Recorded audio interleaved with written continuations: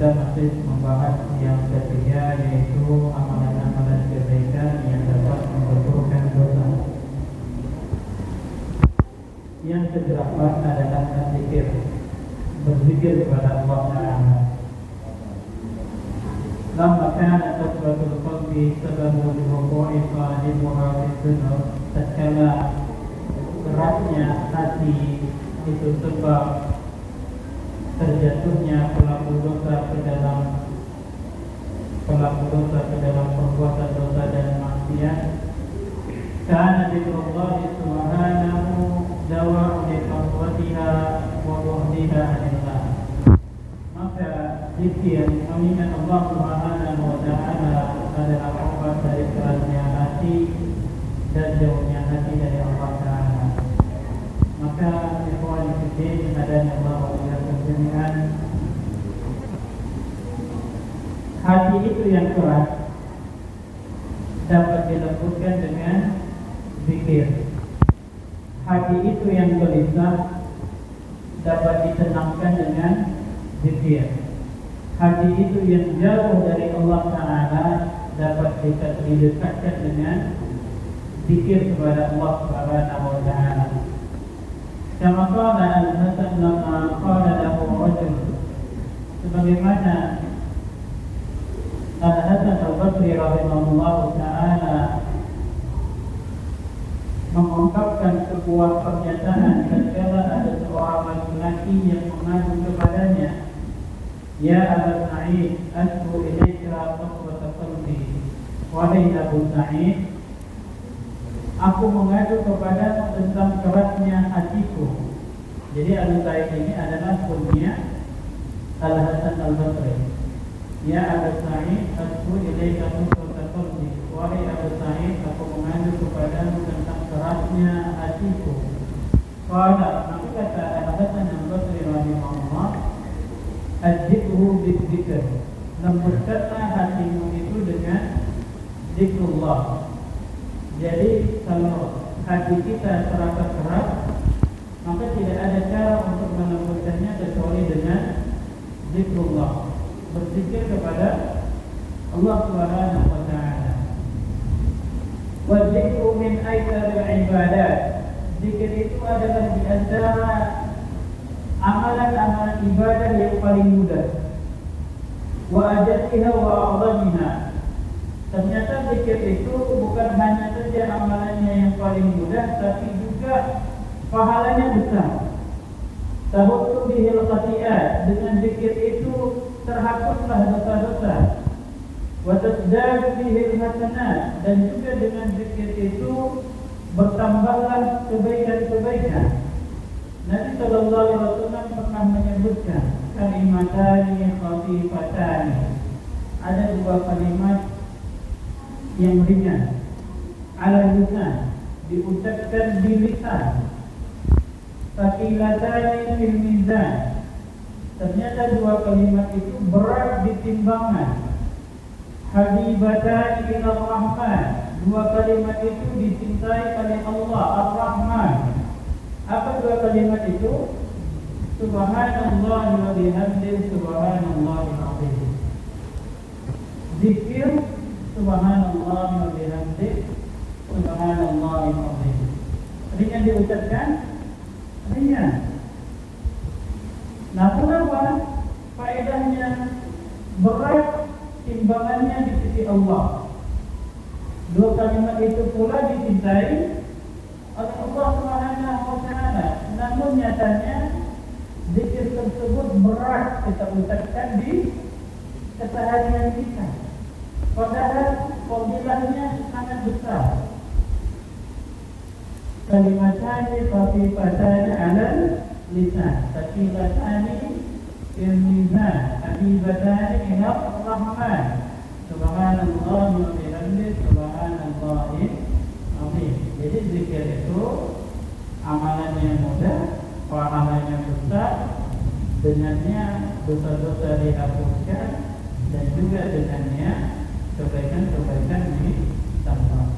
Dan di antara zikir yang paling utama adalah qiraatul Quran, membaca Al-Quran. tidak asing di telinga kita. Nabi sallallahu alaihi wasallam menyebutkan, "Man qara'a harfan min kitabillah," siapa yang membaca satu huruf dari kitabullah, dari Al-Qur'an, falahu bihi hasanatun, maka baginya satu kebaikan. Wal hasanatu bi asri amsalihha, dan satu kebaikan itu dilipat gandakan menjadi 10 kebaikan.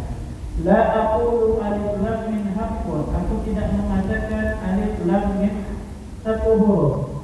Walakin alifun harfun, akan tetapi alif itu satu huruf, walamun harfun, lam itu satu huruf, wa mimun harfun, mim itu satu huruf. Jadi ketika kita membaca alif lam mim, itu sama halnya kita mendapat 3 kebaikan, dan 3 kebaikan itu dikali 10, maka 30 kebaikan. Maka kalau antum dan antunna baca surah Al-Fatihah, ada berapa hurufnya? Antum kalikanlah itu 10. Sekian kebaikan.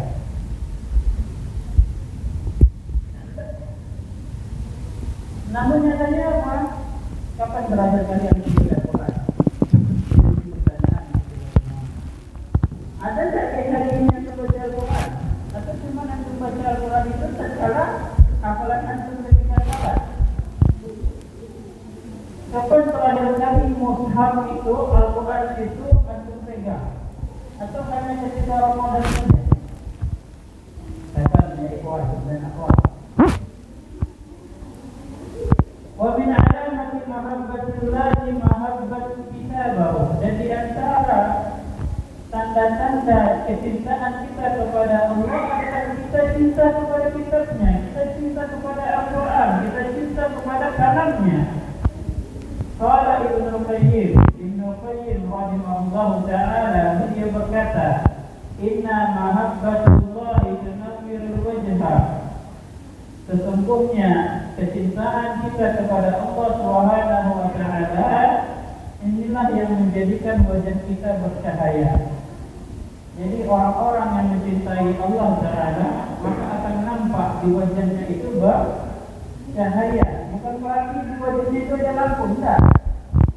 Berbeda melihat orang-orang yang taat dengan orang-orang yang tidak taat. Akan terlihat wajahnya itu ada kilauan cahayanya. Kalau kita lihat wajahnya, terasa adem gitu, terasa tentram, jiwa kita melihatnya.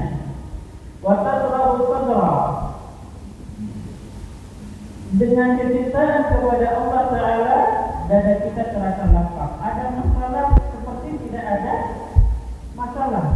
Dada kita terasa lapang, dada kita tidak susah, tidak sempit. Watuhyiru qalba, dengan kecintaan kita kepada Allah Ta'ala, hati kita akan menjadi hidup, tidak mati. Wa kadzalika mahabbatu kalamillah, dan begitu pula mencintai kalamullah, yaitu Al-Quran. Fa innahu min alamati hubbillah, karena mencintai kalamullah, mencintai Al-Quran itu sama halnya dengan mencintai Allah. Wa idza aradta an ta'lama ma 'indaka wa inda ghayrika min mahabbatillah, kalau kiranya engkau ingin tahu seberapa besar kecintaanmu kepada Allah, dan juga engkau ingin tahu seberapa besar saudaramu memiliki rasa cinta kepada Allah, fanzur ila mahabbatil Quran fi qalbika, maka lihat seberapa besar kecintaanmu kepada Al-Quran di hatimu. Jadi tanda seseorang mencintai Allah, dia cinta kepada Al-Quran. Dia belajar Al-Quran, dia mengajarkannya, dia membaca Al-Quran, dia mentadabburinya, dia mengamalkannya. Ini adalah tanda seseorang mencintai Allah Ta'ala, dia mencintai kalamnya. Makanya disebutkan, lau tahurat qulubukum, kalau hati kalian memang benar-benar bersih, maka itu min kalam rabbikum, kalian itu tidak akan pernah puas dengan kalam Rabb kalian. Nyatanya apa? kita kotor. Baca sedikit ngantuk, baca sedikit gerak, baca sedikit baru 1 menit mulai baca. Mulailah setan-setan dari ayat ini. Kayaknya ini lebih penting sebenarnya. Ya, makanya apa? Dari sini ke depannya kita harus punya waktu bersama Al-Quran. Inomat 30 menit sehari bersama Al-Quran, baca Al-Quran. Entahkah itu pada salat subuh 30 menit sebelum beraktivitas baca Al-Quran, atau 30 menit sebelum tidur malam, atau ya di apa namanya, di jam-jam yang lain. Yang penting apa? Ada waktu bersama Al-Quran. Ya. Kemudian yang ke-9, sedekah. Min mukaffiratil dzunub. Di antara amalan-amalan kebaikan yang dapat menggugurkan dosa-dosa adalah sedekah. Kama qala sallallahu alaihi wasallam, sebagaimana sabda Nabi alaihi wasallam, as-sadaqatu tutfi'ul khati'ata. Sedekah itu dapat memadamkan dosa-dosa. Kama yutfi'ul ma'un nar. Sebagaimana air itu memadamkan api. Jadi kalau kita merasa dosa kita banyak, besar, maka harus siapkan juga air yang banyak. Airnya itu apa? Sedekah lagi. Ya. Di dalam hadis al-hadfu ala sadaqah, ada anjuran motivasi untuk kita untuk gemar bersedekah. Fa idza kafurat khatayaka, kalau dosa itu banyak, fa'akhir min as-sadaqah, maka perbanyaklah sedekah. Fa innaha tusri'ul khati'ata, karena sedekah itu dapat memadamkan dosa-dosa. Syabbaha Nabi sallallahu alaihi wasallam al-amru ma'nawi bil amri al-hissi. Nabi sallallahu alaihi wasallam mengumpamakan perkara maknawi, perkara yang abstrak yang tidak tampak, dengan perkara yang tampak. Dosa itu tampak atau tidak? Tak tampak. Tapi Nabi sallallahu alaihi wasallam mengumpamakan perkara yang tidak tampak tadi dengan dosa yang tampak. Nabi mengibaratkan apa? Dosa-dosa itu seperti api. Ya. Al-khati'atu fiha syai'un minal haram. Dosa-dosa itu di antara sifatnya membakar.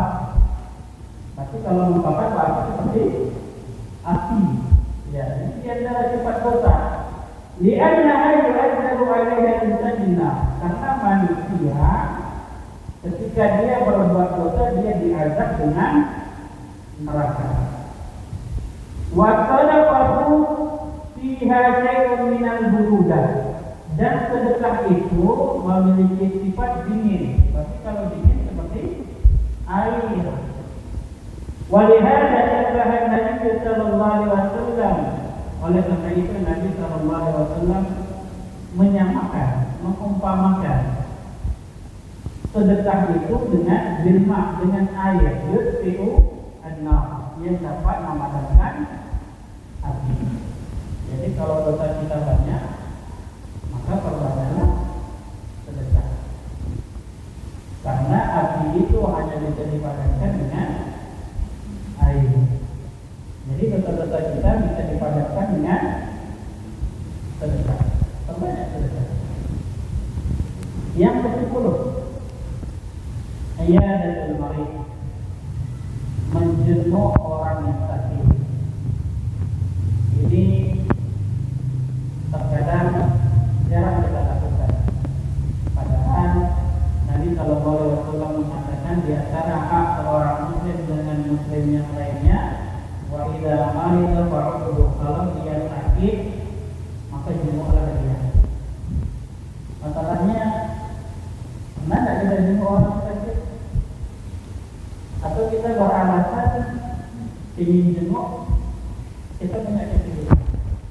Padahal di dalam menjenguk orang yang sakit sesama muslim, di sana terdapat pahala yang besar. Jangan dianggap remeh. Qala sallallahu alaihi wasallam, Nabi sallallahu alaihi wasallam bersabda, "Idza 'ada ar-rajulu akhahu al-muslim, maka fi qirafatil jannati hatta yajlisa."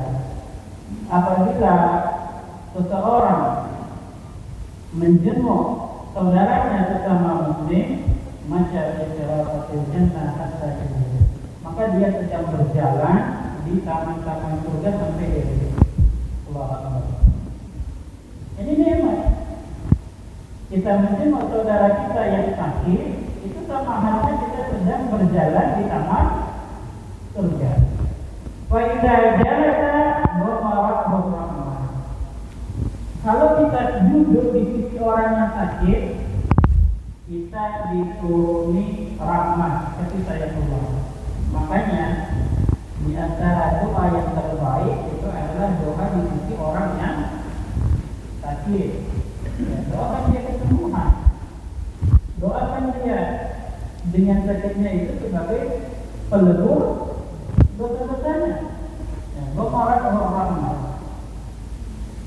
Karena sallallahu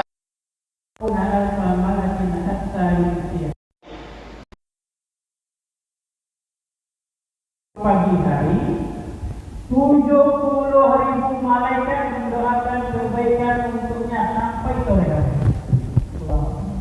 Berapa malaikat doakan kebaikan untuk kita? 70.000 malaikat untuk kita. Hanya demi orang sakit.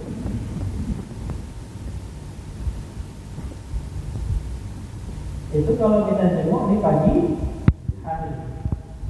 70.000 malaikat mendoakan kebaikan kepada kita sampai sore. Wa in kana mata shalla alaihi sab'una alfa malakin hatta yusbiha. Kalau kiranya dia jenguk saudaranya di sore hari, 70.000 malaikat mendoakan kebaikan untuknya sampai pagi hari. Waktu pagi atau waktu sore?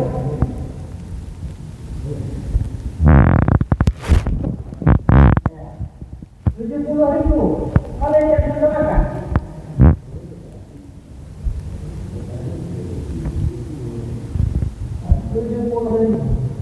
Ya. Dan di antara doa malaikat kebaikan yang untuk kita adalah Allahumma ighfir lahu, Allahumma hamdi. Ya Allah, ampunilah dia. Ya Allah, rahmatilah dia. 70.000. Banyak atau sedikit? Banyak. Kapan lagi kita bisa mengumpulkan ini? Begitu banyaknya yang mendoakan kebaikan untuk kita. Makanya hendaknya ketika saudara kita sakit, kita dengar, kita segera menjenguknya.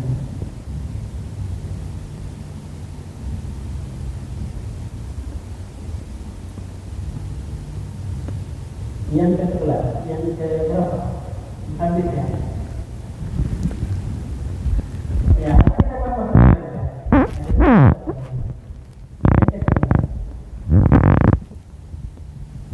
Berbuat baik kepada orang lain dengan ucapan ataupun dengan perbuatan. Ya. Jadi kita harus berbuat baik kepada orang lain. Kalau tidak bisa dengan ucapan kita, minimal dengan perbuatan kita.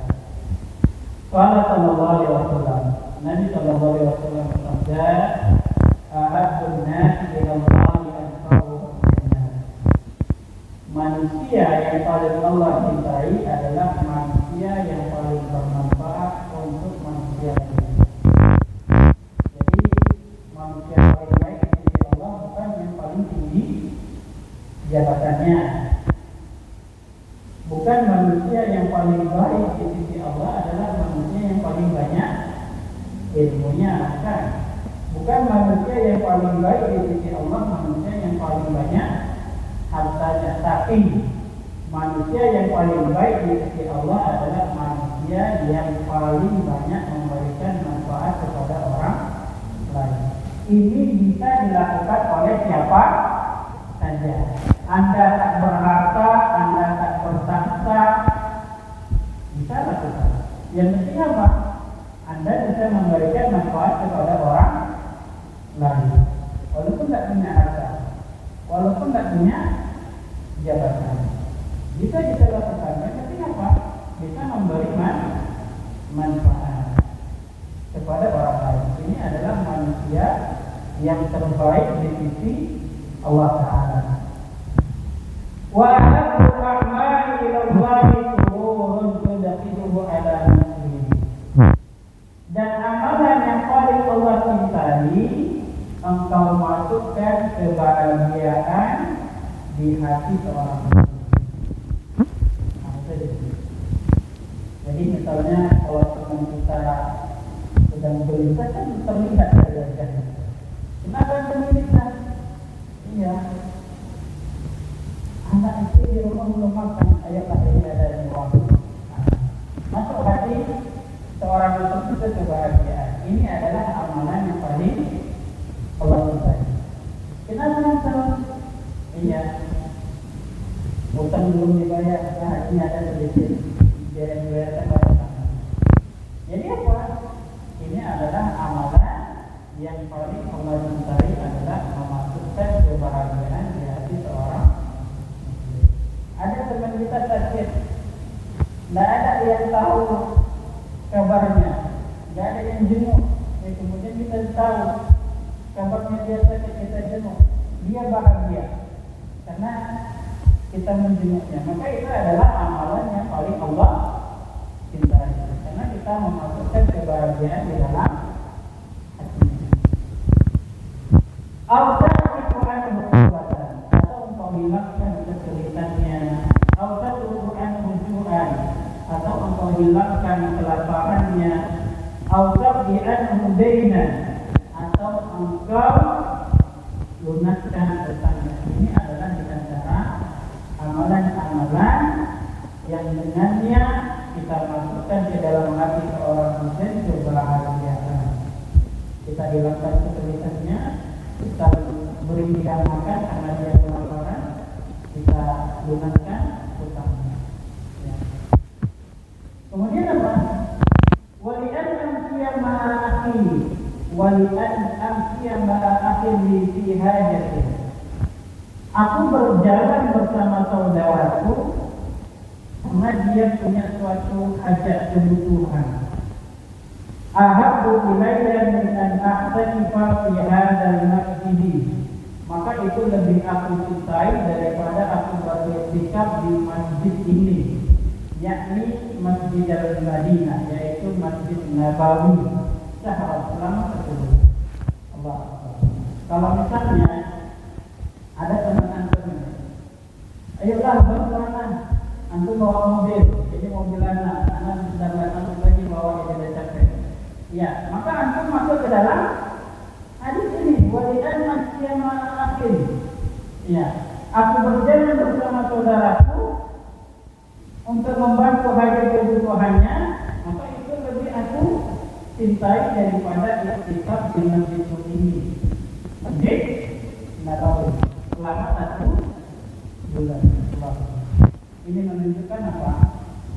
Kalau saudara kita butuh bantuan kita, hendaknya kita membantunya semampu.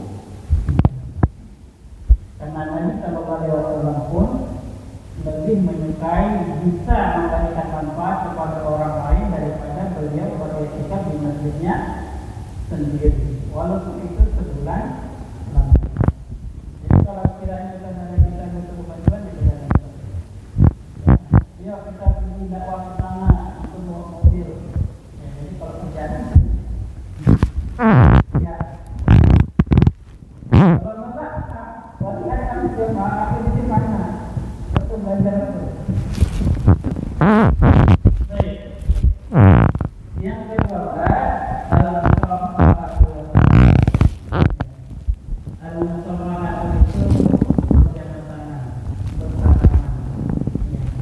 Qala sallallahu alaihi wasallam, Nabi sallallahu alaihi wasallam mengatakan, "Ma min muslimain yaltaqiyan." Tidaklah dua orang muslim saling bertemu. Fayatatafahani, dan mereka berdua pun berjabat tangan. Illa ghafarallahu lahuma qabla an yaktarifa, kecuali keduanya Allah Ta'ala ampuni sebelum mereka bertemu. Jadi kalau kita bertemu dengan saudara-saudara kita, ucapkan salam, jabat tangannya. Nah, ketika jabat tangan itu dosa-dosa kita berguguran sebelum mereka berdua berpisah. Jadi jangan ketemu, ya udah ketemu aja gitu, nggak ada jabat tangan. Jadi tidak ada kemampuan dosa-dosanya. Rugi tidak? Rugi dekat-dekat ketemu gitu kan, nggak ampuni dosa. Nah, jadi cara untuk pengampunan dosa kita salah satunya adalah bertemunya kita dengan saudara kita sesama muslim, kita bersalam kepada pamannya. Allah Ta'ala ampuni dosa-dosa kita. Mudah tidak? Mudah. Pengamalannya berat, gengsi. Saya kan maka saya jawab. Saya kan pimpinan, maka saya jawab. Saya kan orang berharta, maka saya jawab. Saya kan orang punya jabatan, maka saya jawab. Ya, ini jangan jawab. Ibnu Hajar rahimahullah ta'ala mengatakan, "Wa yanbaghi 'ala al-'abdi an la yadfa' fi qalilin min al-khairi an yasiya." Seorang hamba janganlah dia menganggap remeh kecilnya suatu kebaikan kecuali dia melakukannya. Ya, jadi kita terkadang inginnya melakukan amalan-amalan yang amalan-amalan kebaikan yang besar, sedangkan yang kecil kita anggap remeh. Jadi kata Ibnu Hajar, jangan demikian. Malah justru yang kecil yang besar tetap dilakukan. Jangan anggap remeh, walaupun itu kebaikan sekecil apapun, tapi hendaknya kita lakukan. Walaupun amalan itu kecil dan dianggap remeh. Walau qalilin min asy-syarri an yajtaniba. Dan juga jangan anggap remeh amalan keburukan, kejelekan sekecil apapun hendaknya dijauhi. Ini kan dosanya kecil, jadi tidak apa dilakukan yang seperti itu, ya tetap juga dihindari, dijauhi. Makanya di antara ungkapan ulama kita, la tanzu ila sitaril qatiyah, jangan engkau anggap enteng dosa yang kecil itu. Walakin unzur ila man ataita, akan tetapi engkau lihat kepada siapa engkau berbuat maksiat, kepada siapa engkau berbuat dosa, kepada Allah Azza wa Jalla. Jadi ini maknanya apa? Kebaikan sekecil apapun tetap dilakukan, keburukan sekecil apapun tetap dijauhi. Fa innahu la yadri al-hasanata allati yarhamuhullahu biha. Karena seorang hamba tidak tahu kebaikan yang mana dengan sebab itu Allah Ta'ala rahmati dia. Kita tidak tahu kebaikan apa yang kita lakukan, Allah Ta'ala masukkan kita ke dalam surganya. Coba lihat, ada seseorang yang dia sekedar memberi minuman kepada hewan yang kehausan, Allah Ta'ala masukkan dia ke dalam surga. Wala sayyi'ata allati qad yasqatu alaihi biha. Dan seorang hamba juga tidak mengetahui dosa apa yang dia lakukan yang dengannya Allah Ta'ala murka kepadanya. Dan ada juga seseorang yang dia mengurung kucing, dia tidak berikan makan kucing itu hingga kelaparan. Kucingnya hanya makan apa yang ada di sekitarnya, dari hewan-hewan kecil atau dari orang besar.